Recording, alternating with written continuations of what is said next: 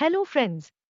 Welcome back to Tech with IQ. Let's learn how you can change your Instagram account password if you already remember your old one. Launch your Instagram. Click on the circled button in the bottom right corner. Now, click on these three lined icons to open settings.